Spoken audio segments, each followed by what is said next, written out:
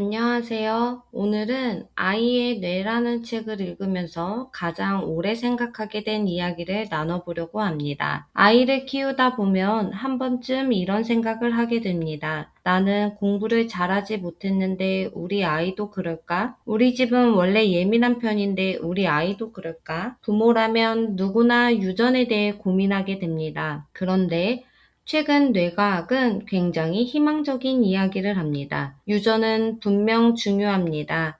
하지만 유전이 아이의 미래를 모두 결정하지는 않는다는 것입니다. 오늘은 왜 뇌과학이 유전보다 환경을 더 중요하게 이야기하는지, 그리고 부모가 아이에게 만들어줄 수 있는 가장 좋은 환경은 무엇인지 이야기해 보겠습니다.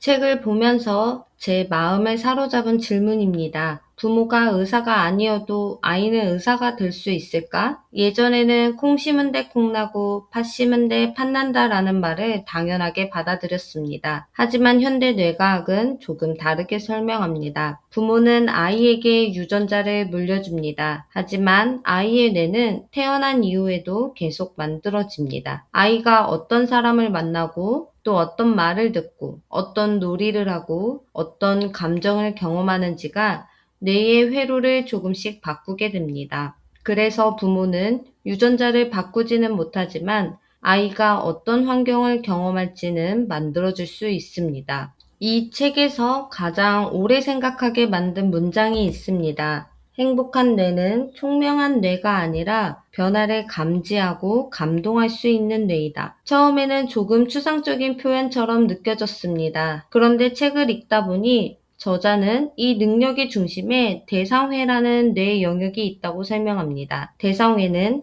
감정과 이성이 만나는 곳이라고 알려져 있습니다. 예를 들어 아이가 친구와 다투고 울고 있다고 생각해 보겠습니다. 감정을 조절하지 못하면 울음만 계속 이어질 수 있습니다. 반대로 감정을 억누르기만 해도 건강하지 않습니다. 대상회는 지금 나 속상하구나. 하지만 조금 있으면 괜찮아질 거야. 처럼 감정을 인식하고 조절하도록 돕는 중요한 역할을 합니다. 그래서 저는 행복을 항상 즐거운 상태라고 생각하지 않습니다. 오히려 행복은 중용의 상태에 더 가깝다고 생각합니다. 기쁘면 충분히 기뻐할 수 있고 슬프면 슬픔을 느낄 수 있지만 그 감정에 휩쓸리지 않고 균형을 찾는 힘. 그것이 진짜 행복이 아닐까요? 정신건강에서도 건강한 사람은 부정적인 감정이 없는 사람이 아닙니다. 불안도 느끼고 화도 나고 슬픔도 경험합니다. 하지만 자신의 감정을 알아차리고 적절하게 표현하고 다시 회복하는 힘이 있습니다. 그래서 저는 아이에게 가장 먼저 가르쳐주고 싶은 것도 감정입니다. 지금 화가 많이 났구나, 많이 속상하구나, 기분이 정말 좋았구나. 이렇게 감정에 이름을 붙여주는 경험이 반복될수록 아이는 자신의 마음을 이해하게 됩니다. 그리고 자신의 마음을 이해하는 아이는 다른 사람의 마음도 이해하게 됩니다. 저는 이것이 책에서 말하는 변화에 감동할 수 있는 뇌, 그리고 행복한 뇌의 시작이라고 생각합니다. 중요한 개념이 바로 신경가소성입니다. 조금 어려운 말처럼 들리지만 뜻은 아주 간단합니다. 뇌는 경험에 따라 계속 변화하는 기관이라는 것입니다. 예전에는 뇌가 어느 정도 성장하면 더 이상 변하지 않는다고 생각했습니다. 하지만 지금은 그렇지 않습니다. 새로운 경험을 하고 새로운 사람을 만나고 새로운 감정을 느낄 때마다 뇌에서는 새로운 신경 연결이 만들어지고 자주 사용하는 회로는 더 튼튼해집니다. 아이의 뇌는 특히 더 그렇습니다. 매일의 경험 하나하나가 아이의 뇌를 설계하는 과정이라고 볼 수 있습니다. 그래서 부모가 만들어주는 하루하루의 경험은 생각보다 훨씬 큰 의미를 갖습니다. 여기서 한 가지는 꼭 구분해야 합니다. 신경가소성을 이야기할 때 노력하면 무엇이든 된다. 환경만 좋으면 모두 똑같아진다. 이렇게 이해하는 것은 조금 위험합니다. 유전은 분명 존재합니다. 기질도, 성향도, 타고난 특성도 있습니다. 그런데 중요한 것은 유전자와 환경은 서로 경쟁하는 관계가 아니라 함께 작동한다는 점입니다. 이를 설명하는 학문이 후성 유전학입니다. 후성 유전학에서는 흔히 이렇게 비유합니다. 유전자는 설계도이고 환경은 스위치입니다. 설계도는 같더라도 어떤 스위치가 켜지고 꺼지는지는 환경에 따라 달라질 수 있습니다. 저는 부모의 역할도 여기에 있다고 생각합니다. 아이의 유전자를 바꾸는 것이 아니라 아이의 가능성이 잘 발현될 수 있도록 환경을 만들어주는 것. 그리고 그 환경은 거창한 것이 아닙니다. 매일 충분히 자고, 잘 먹고, 많이 웃고, 실컷 놀고, 사랑받는 경험을 하는 것. 바로 그런 평범한 일상이 아이의 뇌를 조금씩 성장시킨다는 사실이 저는 참 위로가 되었습니다. 여기서 한 가지 흥미로운 이야기가 있습니다. 후성 유전학에서는 흔히 유전자는 설계도이고 환경은 스위치라고 설명합니다. 같은 설계도를 가지고 있어도 어떤 환경에서 자라느냐에 따라 켜지는 유전자와 유전자가 달라질 수 있다는 의미입니다. 예를 들어 아이가 원래 예민한 기질을 가지고 태어났다고 해볼게요. 예민한 기질은 없어지는 것이 아닙니다. 하지만 부모가 아이의 감정을 잘 이해해주고 안정적인 애착을 형성하고 충분한 수면과 규칙적인 생활을 유지해준다면 그 예민함은 오히려 섬세함과 공감 능력으로 발현될 수 있습니다. 반대로 늘 불안하고 예측하기 어려운 환경에서는 같은 기질이 과도한 불안으로 이어질 수도 있습니다. 이것이 바로 환경이 유전자 발현에 영향을 준다는 의미입니다. 그래서 저는 부모가 아이를 바꾸는 사람이 아니라 아이의 가능성이 건강하게 발현될 수 있는 환경을 만드는 사람이라고 생각합니다.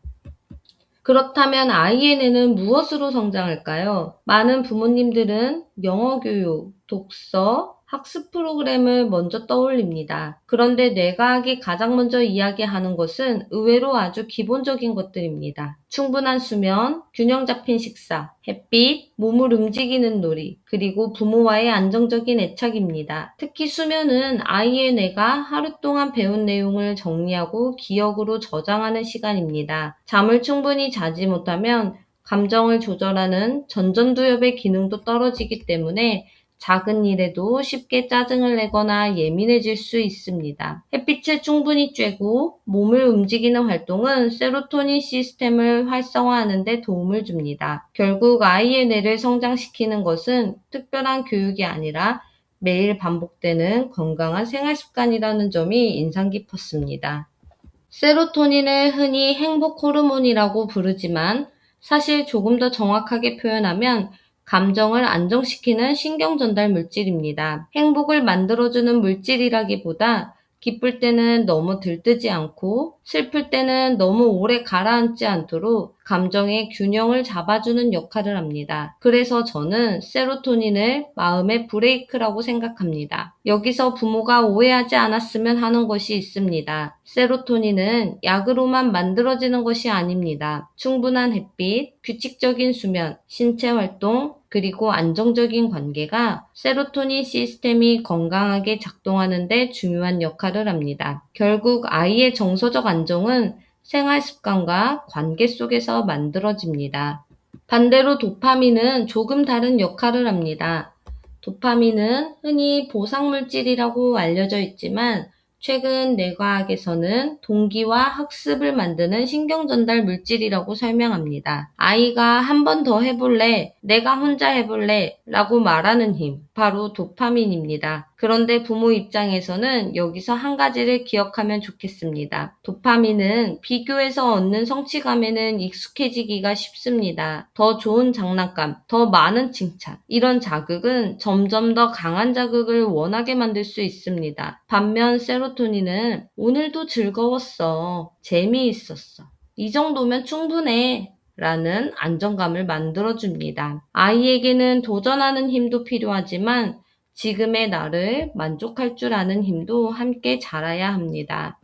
새로운 것을 배우고 도전하고 한 번 더 해볼래 라고 말하게 하는 것이 바로 도파민입니다. 성장만 계속되면 아이는 지칩니다. 계속 경쟁하고 계속 성취해야 하고 계속 더 잘해야 한다는 압박만 받으면 뇌도 쉬지 못합니다. 그래서 성장만큼 중요한 것이 바로 안정입니다. 그 역할을 하는 것이 세로토닌입니다. 세로토닌은 흔히 행복 호르몬으로 알려져 있지만 감정을 안정시키고 마음의 균형을 유지하도록 돕는 신경 전달 물질입니다. 도파민이 앞으로 나아가게 하는 힘이라면 세로토닌은 속도를 조절하며 안전하게 달릴 수 있도록 도와주는 힘입니다. 아이에게는 도전도 필요하지만 충분히 쉬는 시간도 필요합니다. 성취도 중요하지만 오늘도 충분했어 라고 느끼는 경험도 필요합니다. 성장과 안정이 균형을 이루는데 저는 그것이 부모가 만들어 주어야 할 가장 중요한 환경이라고 생각합니다.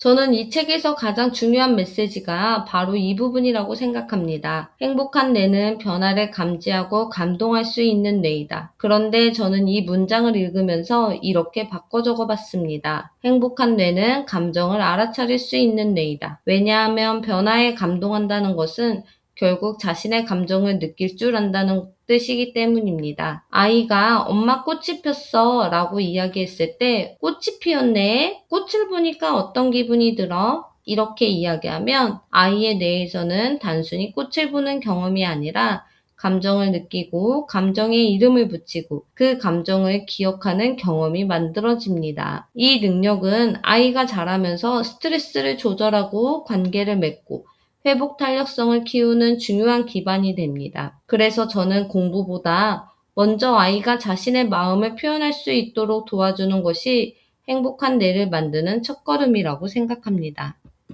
책에서는 놀이를 굉장히 중요하게 이야기합니다. 그런데 저는 여기서 얼마나 많이 놀아주느냐보다 어떻게 놀아주느냐가 더 중요하다고 생각합니다. 많은 부모들은 놀이를 하면서도 아이를 가르치려고 합니다. 아이의 뇌는 시험을 보는 것이 아니라 세상을 탐험하고 있습니다. 발달심리학에서는 아동 주도 놀이를 중요하게 이야기합니다. 말 그대로 아이가 놀이를 이끌고 부모는 따라가는 놀이입니다. 아이가 놀이를 주도할 때 스스로 선택하고 문제를 해결하고 새로운 이야기를 만들고 감정을 표현합니다. 이 과정에서 실행 기능, 자기조절 능력, 창의성 같은 중요한 뇌 기능들이 함께 발달합니다. 뇌는 설명만으로는 잘 변하지 않습니다. 직접 경험하고 실수도 해보고 다시 해보고 성공도 하고 실패도 하면서 그렇게 성장합니다. 예를 두고 화해하는 경험, 이런 경험들은 책으로는 배울 수 없습니다. 그리고 그 경험 속에는 항상 감정이 있습니다. 즐거움도 있고 두려움도 있고 속상함도 있습니다. 저는 아이의 뇌는 바로 그런 감정이 담긴 경험 속에서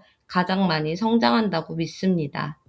오늘 책을 덮으면 행복한 뇌는 총명한 뇌가 아니라 변화에 감동할 수 있는 뇌이다. 저는 이 문장을 이렇게 기억하려고 합니다. 행복한 뇌는 많이 아는 뇌가 아니라 자신의 감정을 느낄 줄 알고 다른 사람의 마음을 공감할 줄 알고 일상의 작은 변화에도 감동할 수 있는 뇌. 부모는 아이에게 지식을 모두 가르쳐 줄 수는 없습니다. 하지만 세상을 따뜻하게 바라보는 시선은 함께 길러줄 수 있습니다.